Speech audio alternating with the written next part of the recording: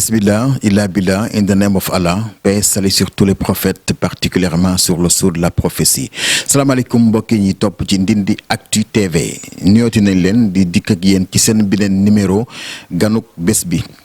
nag tey dafa dalal kilifa gu mag mu di monsieur le ministre Bamba Kane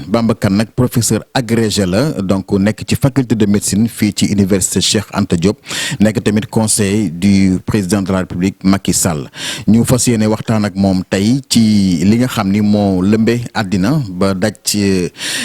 àddina bi yëpp daanaka ñëw nag ba Sénégal mu am lu ñuy tuddee Covid-19 mu di coronavirus ñu bëgg ci waxtaan ak moom gis nañ ni que moom ay sorteem bari na te li ko ci yàlla may ci wàllu xam-xam ci fànn googu la jëm moom wàllu physiologie moom la jàng professeur Bamba Kane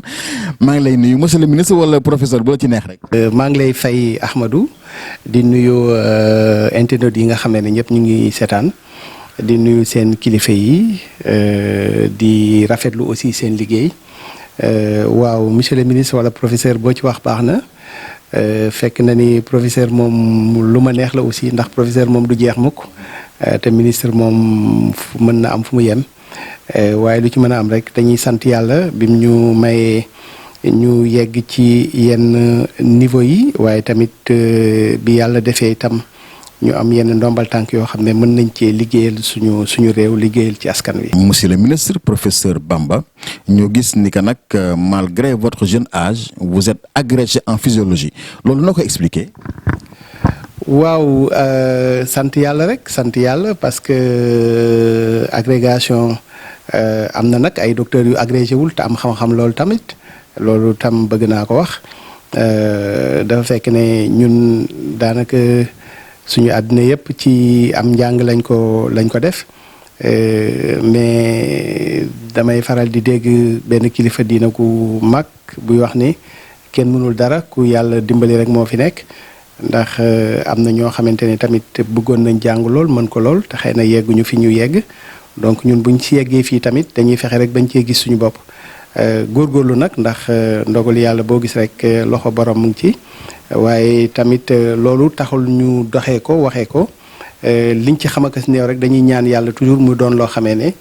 day am njariñ ci askan wi nga xamante ne ni ñoom ñoo ñu fi tax a nekk.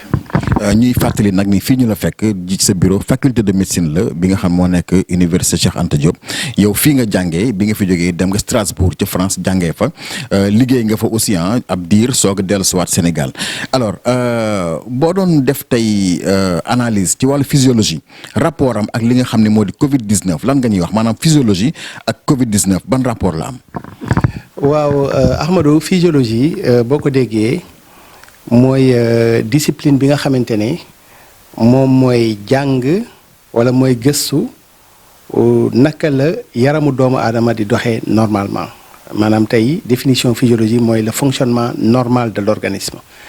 mu am solo lool wax naa ko sànq fu ma jógee ma ne leen du ma jàpp ne discipline médicale yi moo ci ëpp solo waaye bokk na ci ëpp solo ndax nit ki boo xamul naka la fonctionnement normal de l'organisme di doxee naka la organisme bu normal yaramu nit ki nan lay doxee normalement doo mën a xàmmee naka lay doxee bu normalul ndax loolu mooy feebar yaramuy dox bu normalul mooy feebar donc doo xàmmee feebar te boo xàmmeewul loolu tamit doo xàmmee naka ngay fajee yaram wu normalul ba mu dellu normal donc mel na physiologie dafa nekk ci diggante bi te Covid bii ñu gis nii tey xëy na du waa physiologie ñoom ñoo war a nekk à l'avant-garde ndaxte tamit damay fàttali ne virus moo koy joxe mu am ay virologue am ay spécialiste virus mais amul tey jii nii benn pàcc boo xamee ne ci wàllu docteur laalu ko ndax feebar la boo xamee ne feebar bu compliqué la di laal cër yépp ci yaram donc ñun liñ ci xam akas néew loolu la ñuy jéem a baaxee ñi nga xamante ne ñoom ñoo ñuy déglu. kon bu ñu xoolee situation bi tey ci bisub tey bii ñuy wax ak yow nii mu di le 24 avril ñu ngi ci 66 cas fii Sénégal bi ñu tàmbaleeg léegi nag am nañu 545 maanaam boo doon def le bilan ci wàllu paj mi ak ñiy wér ak ni cas yi di yokkoo lan nga ñuy wax. waaw cas yi ni muy yokkoo moom daf ñuy indi rek ak jaaxle di wane rek que ne nit ñi war nañu gën a farlu man nag jaaxle googu ma amoon yokkuwul wàññeekul itam. waaw jaaxle gi ma amoon moom laa am ba léegi li tax nag yokkuwul mooy que nit ñaa ngi wér ba noppi tests yi ñu doon def dañ ko yokk ndax bu njëkk ba dañ daan def 30 tests wala ñu def 20 ba mu yàgg ñu yegg ci 100 tey ñu dem bay def lu mat 500 tests plus ngay yokk tests yi plus nit ñi ngay gis ñu positif muy yokk loolu defe naa ni logique bu mathématique la munoo def 10 tests di ci gis 50 yu positif mënta nekk te damay faral di wax ni que nga def 50 tests gis ci juróom yu positif moo yem képp ak nga def 500 tests gis ci 50 yu positif même proportion loolu logique mathématique la waaw donc loolu nag li muy wane mooy wane que ni depuis ba ñu commencé yokk limu test yi gis nañ ni limu feebar bi dafa gën a yokk loolu day wane rek feebar bi law na lool ci suñu biir te lenn képp mooñ ci mën a dimbali mooy ñu respecter mesures barrières yi maanaam di dandante di takk masque bi nga xam ne ni moom laa takkoon léegi nii di ko takk bu ñuy dem ci marché yi bu ñuy dugg ci transport yi même bu ñuy dox sax ci mbedd mi ndaxte tey jii li ñu mujjee xam ci virus bi xam nañ ne mën naa nekk ci jaww ji lu yàgg donc masque yi bu ñu koy takk masque yi même bu dee masque tissu la nga xam ne nekkul masque conventionnel masque yi boo koy takk dina même bu la protéger wul yow mi koy takk dina protéger ki nga xamee ne moom mooy sa vis-à-vis ndax masque yi day tax lor yi jóge ci suñu gémmiñ wala suñu bakkan di dem ci jaww ji wala muy laal ñeneen lor yooyu noonu dootul dem donc ku nekk bu takkee masque yi rek transmission boobu nga xam ne mooy virus bi law bi muy law ci biir askan wi loolu mën na ko wàññi bu baax a baax. dégg nañu monsieur le président Macky Sall son excellence bi koy France 24 ak RFI di interviewé laaj nañ ko ni occidentaux yi ni leen mbir mi sonnale maanaam la fay faatu ay milliers de personnes ay centaines di faatu par bis ñu comparé ko ak Afrique bi nga xam ni moom xëy na maanaam faatu gi ni muy progressé taxu ko demee noonu léegi yow monsieur le président joxe na ci explication comme quoi suñu population moo gën a jeune peut-être seen bos yow mi nga xam ni spécialiste nga boo doon jox explication ci loolu lan lay doon. waaw tey le fait que feebar bi def dégâts yu bëree bëri yi nga xam ne moom la def en Europe. def ko Chine def ko aux États-Unis def ko Afrique dafa doon loo xamante ne nii faaw bu ñu demee ba ci kanam faaw ñu analyser ko xool lan moo ko waral loolu nag li ko waral explication yi bari na mais bokk na ci explication yi effectivement population jeune bi nga xam ne moom moo nekk Afrique parce que bu ñu fàtte ne feebar bi ci ñi ëpp ci ñi muy dal di leen faagaagal di leen rey mooy ñi am 60 ans jëm kaw. ñooñu nag bu ñu xaymaa population africaine bi ñooñu 10% rek la ñu 90% population Afrique am ci li ñu am yeggul 60 ans donc loolu 70% population Afrique pratiquement amuñu 40 ans donc mu wane que ni africains yi ñoom ay waxambaane yu am kattan ñoom ñoo fi ëpp te feebar bi ku am kattan mën na la bañ a daaneel ndax damay faral di wax que ne feebar bi dina dal nit sax ba mu wér te moom du xam ne daloon na ko. ndax feebar bi genre soj la lay dikkee différence am nag ak soj yi fi doon am mooy bii moom lii mu indi ci faagaagal rey ko ci ay doomu aadama bari na bariwaay boo xam ne wàllante bi gaaw goo xamante ne nii moo tax tey mu indi jaaxle googu nga xam ne indi na ko ci askan bi. boo ñu doon defal bilan ci wàllu paj mi ak ñi nga xam ne ñooy wér ak ñi nga xam ne ñoo tëddagum hôpital wàllu bilan lan nga ñuy wax est-ce que am nga rafet njort ci nekk affaire yi mi ngi avancé wala dafa sooxe. waaw loolu question la boo xam ne ñu ngi ma koy posé depuis démb di ma wax ne ma léegi dañu gis que ne pratiquement ñi wéragul ñoo ëpp ñi nga xam ne ñoo daan wér te jusque là contraire bi lañ doon gis dañu gisoon ne ñi wér ñoo ëppoon ñi nga xamee ne ñoom ñoo des hôpital. loolu nag li ko waral lenn rek la man ci sama xam-xam bu gàtt mooy que bu ñu xoolee dañoo yokk nombre de tests yi ñuy def boo xoolee rek ñetti fan yi nii rek pratiquement testé nañ fi lu mat téeméer ak juróom fukki nit te bu ñu fàtte ne bu ñu testé nit ki ba mu positif ñu yóbbu ko ci hôpital bi di ko faj denc ko di ko faj paj mi dana am juróom benn fan jàpp fukki fan donc bu fekkente ne ñetti fan yi nii lu mat lim bu baree noonu dafa dolleeku ñi nga xam ne ñoon lañ doon faj te juróomi fan yi wala juróom benn fan yi wala fukki fan yi nga xam ne ci lañ leen war a faj matagul faaw ñiy faju ëpp ñi nga xam ne ñoom ñoo jot a wéreegu mag léegi bañ daan def ay test par 20 wala par 10 booba jamono ñi doon wér ñoom ñoo ëppoon mais léegi comme état Sénégal ministère de la santé dañu décider yokk test yi mu nekk lu baax parce que loolu mooy wane réellement fan la feebar bi toll ci askan wi le fait que ñu yokk lim bi ci fan yi ñu génn lim boobu ñu yokk ba nga xam ne cas yi positif dañu bari loolu moo mën a expliquer proportion bi nga xam ne mooy ñi wér doon proportion bu wàññeeku. Service médical bi fii Sénégal est-ce que am nañu suffisamment d'espace pour accueillir d'éventuels malades yoo xam ni peut-être dans les jours à venir ñaan nañu ko yàlla mi ngi ñëw incha allah. waaw xam nga liy dëgg mooy ñun Sénégal amuñu kàttan boo xam ne tey feebar bi musiba yi mu def ci dëkk yi nga xam ne ay dëkk yu am doole lañ mel ne France mel ne Italie mel ne États-Unis dem ba seen système de santé dékkootuñu mbir mi loolu la fa am téeméereel bi wala fukkeel bi bu amee Sénégal du ñu jikk loolu moom mooy dëgg ñun amuñu kàttan goo xam ne tey mën nañoo dékku feebar boobu noonu loolu moo tax nit ñi war a jël seeni responsabilité ndax boo gisee ñuy créer ay mesures barrières di fexe fanq transmission bi nga xam ne moo am ci biir askan bi c'est parce que dañuy bañ hôpitaux yi submergé wu parce que cas yi bu commencé bëri ba hôpitaux yi submergé wu su boobaa dootuñu ko mën a dékku ba pare bu boobaa dootuñu tal leneen fa la ñuy waaj a toll nii sax parce que gis nañ ne tey jii Sénégal du nit ñëpp am coronavirus rek moo fi feebar am na ñu am tension am na ñu am diabète am na ñu ngi AVC nit ñaa ngi te tey jii nii hôpitaux yi pratiquement talatuñu leneen lu dul loolu donc loolu day wane ne effectivement amuñu doole boobu noonu te li mën a tax nag ñu mën a dékku loolu par rapport ak ñun suñu doole gu néew gi fi mu toll mooy que nit ku nekk ci boppam jël xeex bi def ko xeexu boppam su boobaa ci la ñuy mën a am ndam ci li nga xam ne moom lañ dëkkmal. Professeur Bamba monsieur le ministre par rapport ak Covid-19 bi nii est-ce que prévoir ngeen wala boog def ngeen ba pare yéen ñi nga xam ne yéen spécialistes yi former yeneen nit yoo xam ne dañ leen a jàppale ci liggéey bi.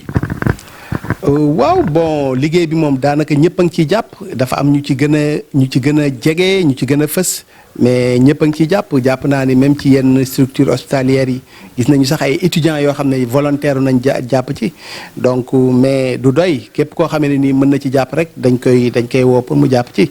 mais li nga xam ne nag mooy dëgg mooy que lii nii muy lawee nii law bii muy law moom bu ko continuer dina yegg ci dayo boo xamante ne nii su boobaa wax dëgg fa yàlla mën nañoo ëpp loxo daal. ci Covid-19 bi nag dañu gis ni nit ñi seen liggéey dafay sooxe maanaam la nga doon am dootoo ko amati ñi nga xam ne ñoo gënoon a néew doole ñoo ciy gën a vulnérable en fait alors état bi am na lu mu prévoir maanaam luy tolloog junni ci ay milliards ngir jàppale population sénégalaise mu di initiative bu baax de la part du chef de l'État alors mu am ay coow yoo xam ne dafa jib nag ci wàllu niñ koy séddale yu demee noonu ba sax moom mu fal benn général defe naa général Ndiaye pour mu jiite loolu ñu war a séddale noonu coow loolu ci juddu lan nga njort ni moo ko indi ak tamit ban taxawaay lañ ci war a am en fait. waaw bon coow loolu wax dëgg yàlla man am na fu ma ko wax ma ne leen coow li man daf ma gêné parce que li tax mu gêné mooy feebar bii nii dafa doon feebar bu doy waar. feebar boo xam ne li mu faagaagal ci àdduna bi ñëpp gis nañ ko ay téeméeri junni nit la rey ci àdduna bi donc feebar bu mel noonu bu fi duggee dëkkmal ñu war a ànd ñu ñëpp booloo xool nuñ koy xeexee defe naa ni waxi ceeb ak diwlin ak suukar warul a tax mu dévier débat bi ci li nga xam ne mooy l'essentiel. léegi nag bu ñu génnee ci lii Sénégal am na ay organes de contrôle yoo xamante ne ni seen liggéey mooy saytu nit ki liñ ko jox ba xam am na lu ci rëq wala amul lu ci rëq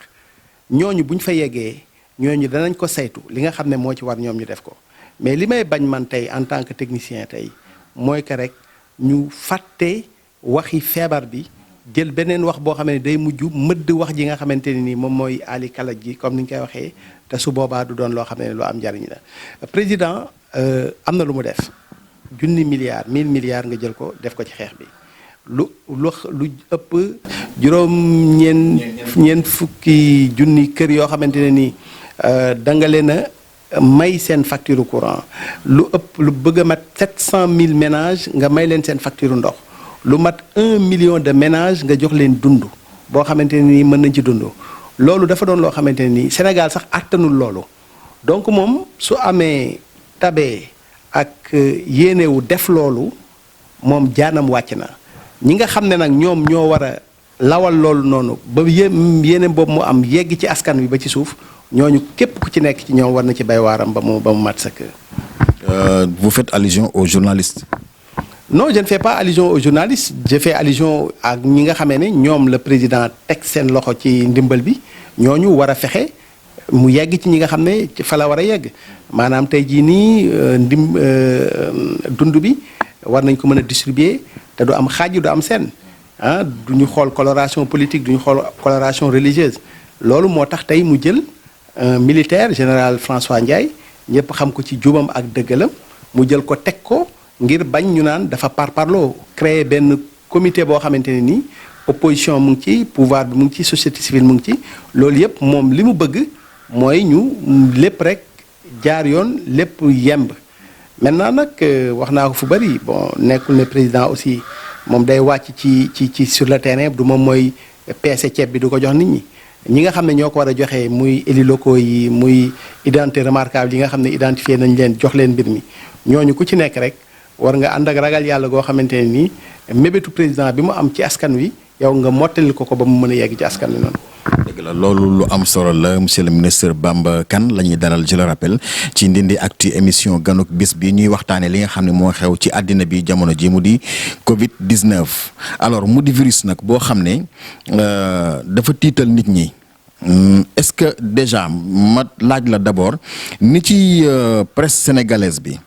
ak international bi di communiquer jàpp nga ni baax na wala mënoon na demee neneen. waaw man de wax dëgg yàlla communication bi ma gis presse sénégalaise di ko def lu ma rafetlu la ndax wax dëgg yàlla jàpp nañ ci xeex bu baax a baax ndax xeex bu mel nii communication daf ci am solo nit ñi faaw ngay wax ak ñoom te communication bi ñuy yéenay véhiculer communication boobu noonu donc man wax dëgg yàlla gisuma ci loo xamante ne nii lu sooxe la gis loolu moo waral sànq ma wax la ne la. Covid bi dafa doon feebar boo xamee ne képp ku nekk rek ci la nga nekk di ci yëngatu war nga ci mën a jouer rôle bi nag effectivement docteurs yi am nañ ci rôle bu ñu ci jouer nguur gi am na ci rôle bu ñu ci jouer mais surtout presse bi moom am na ci rôle bu ñu ci jouer te maa ngi rafetlu bu baax a baax li nga xam ne ñu ngi koy def. jërëjëf professeur bon léegi xam nga ni waa France ñoom déjà président Macron génn na fan yi wax ni ñi ngi xalaata déconfiner progressivement fii ak 11 mai incha allah. Sénégal moom jotuñu am confinement falilahi alhamdu bon mais am na port de masque bi gars yi dañ ko exiger léegi virus bi ci boppam maanaam yow boo doon jox sénégalais yi àpp ne leen njort nga ni date bi buñ ca yeggee dina disparaître kañ lay doon. waaw loolu nag Ahmadou loolu moom question bu metti la ndax wax dëgg yàlla su fekkee ne dëgg rek laa lay wax man xaw ma virus bi kañ la fiy jógee. xaw ma ko damay ñaan nag mu teel fi jógee parce que tamit sénégalais li ñuy dund metti na trop ñun defuñu confinement total mais lii ñu jot a confiné rek lu metti la nit ñu bare mënatuñu liggéey ñiy jaay mënatuñu jaay ñiy tukki di dem ak ñëw mënatuñ ko loolu lu metti la ci ñëpp nag la metti donc dañuy ñaan yàlla vraiment le plus rapidement possible mu jóge fii mais bokk na ci lii tax mu jóge fii ñu sàmmonte ak mesures yi nga xam ne moom la ñuy déglee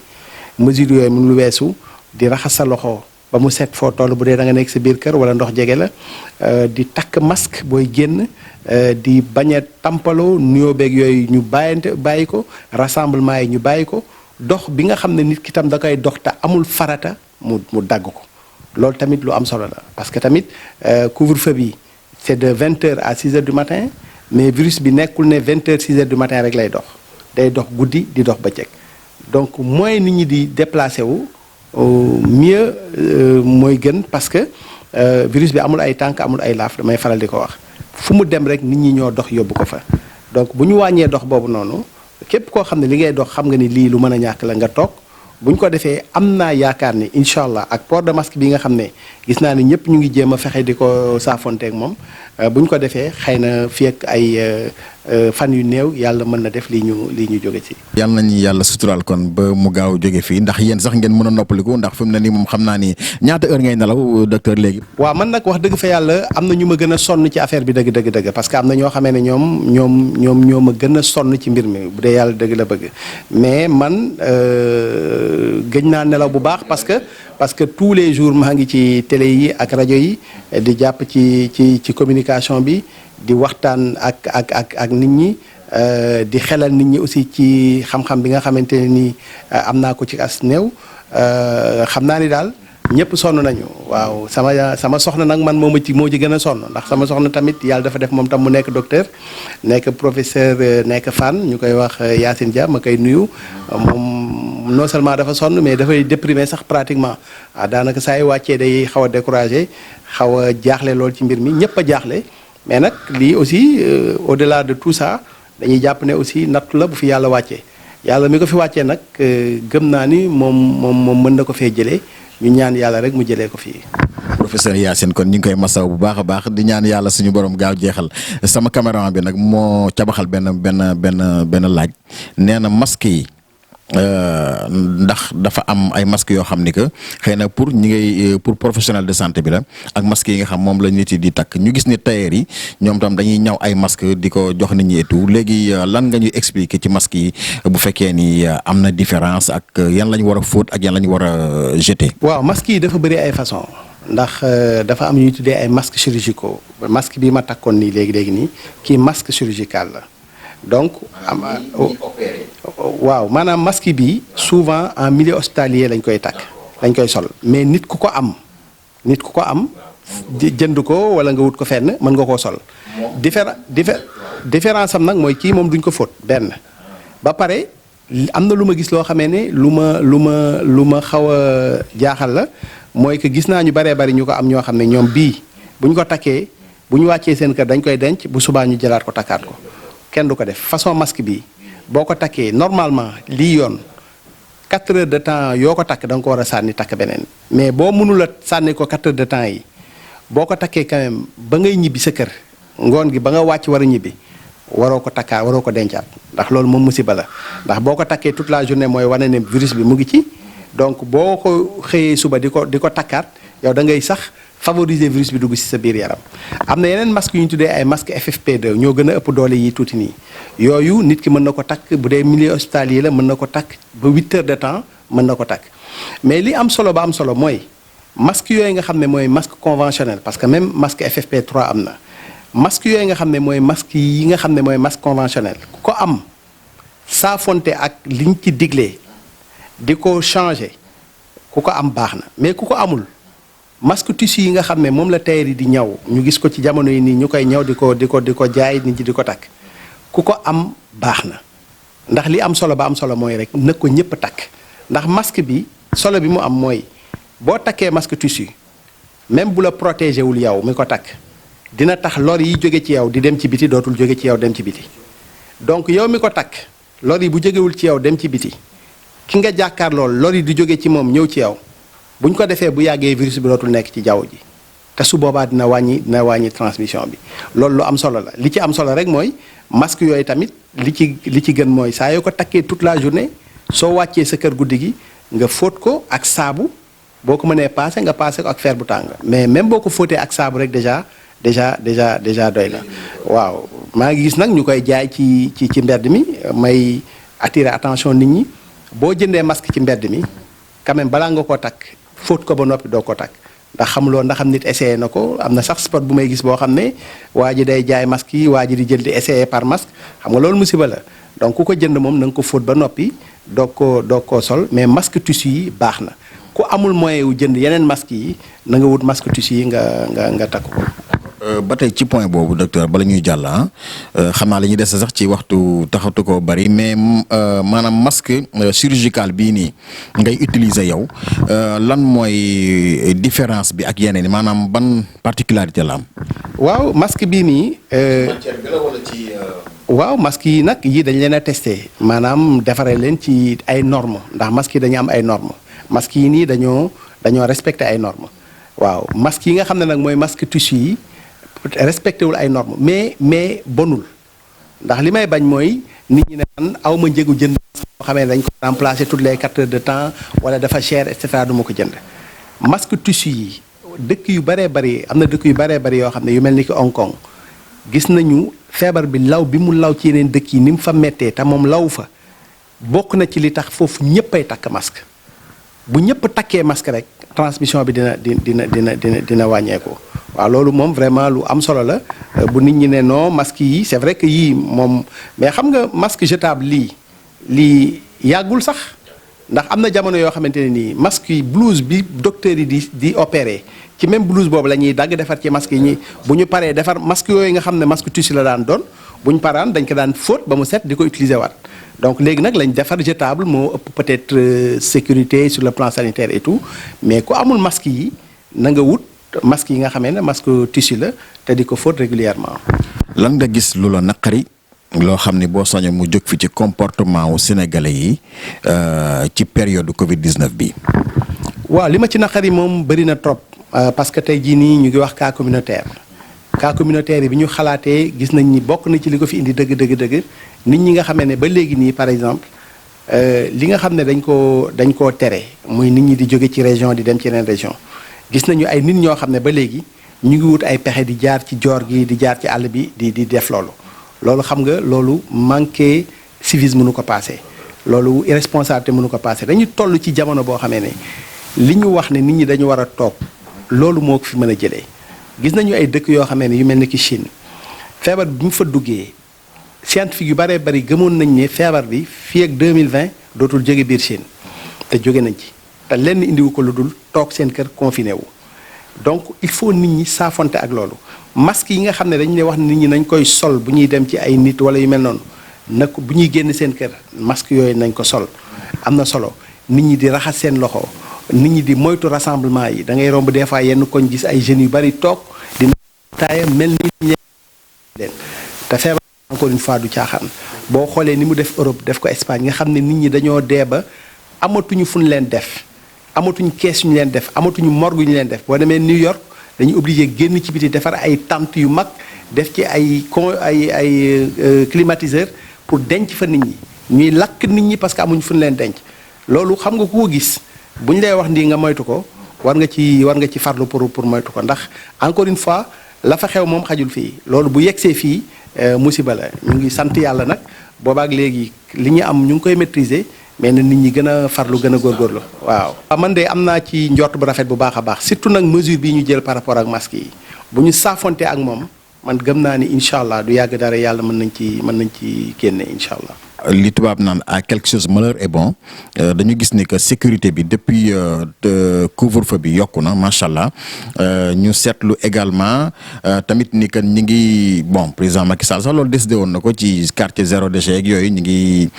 déguerpir di dindi maanaam yenn yi nga xam dafay encombrer dëkk bi saleté ak yooyu alors loolu yow ban jàngat nga ci am. waaw jàngat bi ma ci am mooy que ni effectivement noonu ko waxee noonu la demee. Président moom tey mébétam mooy Sénégal set wecc ndax set moom moo ànd ak wér ñàkk set moom àndul ak wér loolu dafa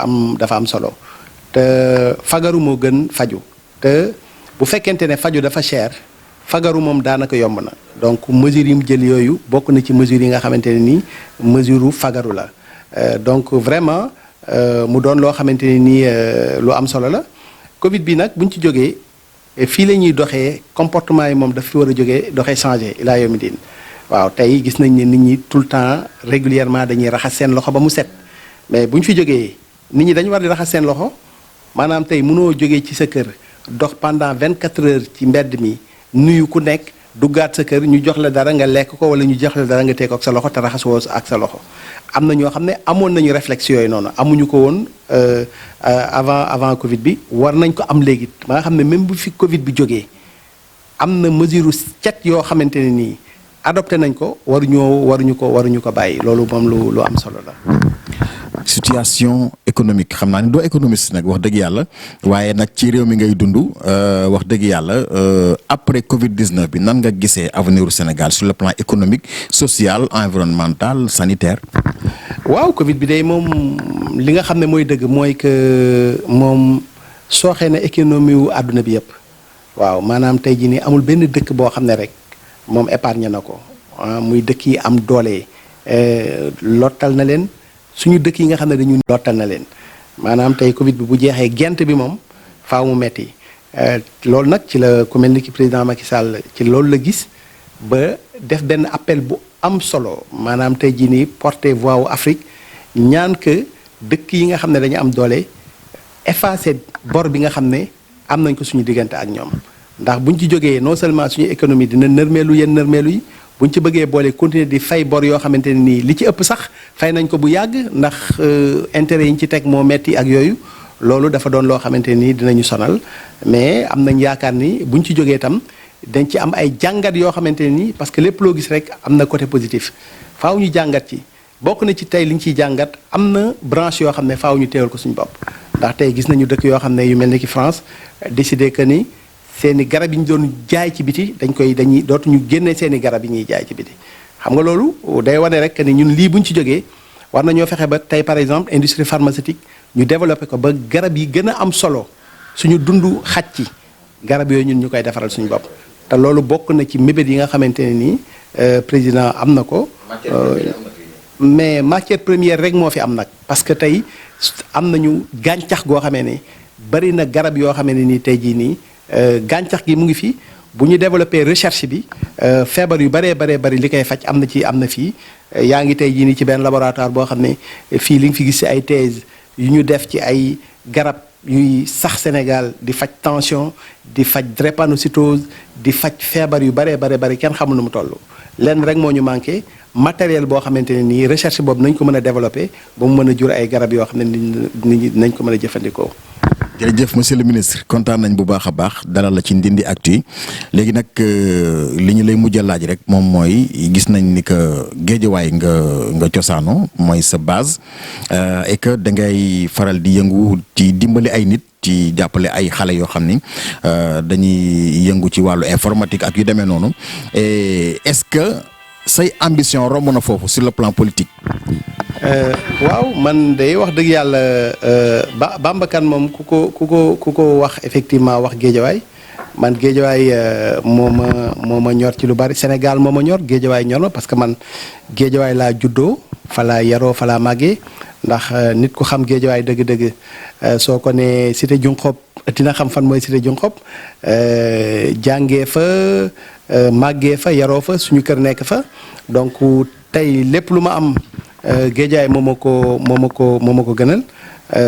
Géejawaay nag su ma sañoon mu dàq ci dëkk yi waaw su ma sañoon mu dàq ci dëkk yi actualité bi sax actuellement nii par rapport ak Géejawaay dégg nañ ko ndax am na ay cas ma ci dolli rek di leen ñaax ñoom tamit ñu gën a góorgóorlu parce que gis nañ cas communautaire yi xaw fa bëri trop temps yi nii mu doon dëkk boo xamante ne nii dëkk buy law la dëkk buy développé la waaw ñuy ñaan rek yàlla may ñu encore kattan goo xamante ne nii nit ñi fay dimbali ñu gën a am kattan gu ñu leen dimbalee ndax wax dëgg yàlla ñu ngi koy def ci suñu doole bopp ndax amuñu doole boo xamee ne li ñu leen bëgg a dimbalee dëgg am nañ ko amuñu doole boobu noonu dund bi nga xam ne ñu ngi koy séddale li ma woo ci ay nit di ma laaj parce que ñoom jàpp nañ ne képp ku nekk ci nguur gi rek am nga quota bu ñu la jox ak yooyu ma leen di xamal ne leen man joxuñu ma kilo ceeb joxuñu ma diwlin te noonu la war a demee parce que du man lañ ko war a jox du ñun lañ ko war a jox ñi ñu ko jox nag ñoom ñu war ko séddale nañu am matuk tamit séddale ko ba mu yegg ci askan bi may nuyu bu baax waa Géejawaay kontaan loolu ci question bi nga ma posé parce que man nitu Géejawaay laa fu ma nekk dama koy réclamer Géejawaay laa am lépp lu ma am Géejawaay moo ma ko gënal ma leen di mastawu tamit ci situation bu metti bi nga xam ne ci lañ nekk di ñaan yàlla mu génne leen ci nu mu gën a gaawee.